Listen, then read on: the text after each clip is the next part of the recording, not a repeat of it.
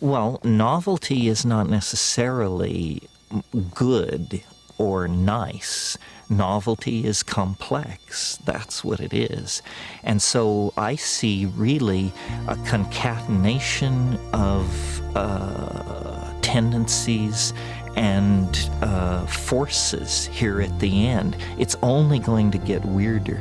The level of contradiction is going to rise excruciatingly, even beyond the excruciating present levels of contradiction. So I think it's just going to get weirder and weirder and weirder, and finally it's going to be so weird that people are going to have to talk about how weird it is.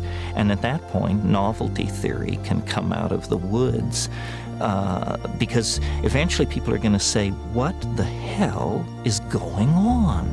It's just too nuts. It's not enough to say it's nuts. You have to explain why it's so nuts. Our own decision to view the universe as dead, as inanimate, as unintelligent, allowed us, permitted us to dissect it, use it, and deny its validity outside of human purpose. Now the consequences of living like that is coming back to haunt us.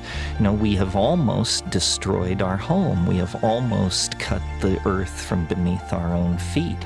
So this impulse toward the Gailanic and the archaic is a survival instinct. The good news is that as primates, we're incredibly adaptable to change. Put us in a desert, we survive. Put us in the jungle, we survive. Under Hitler, we survive. Under Nixon, we survive. We can put up with about anything, and it's a good thing because we're going to be tested to the limits.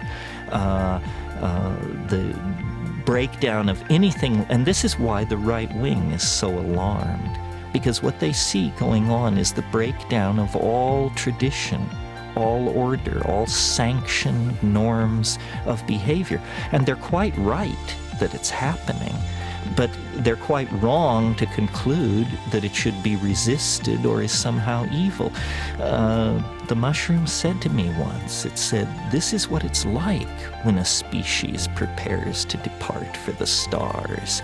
You don't depart for the stars under calm and orderly conditions. It's a fire in a madhouse.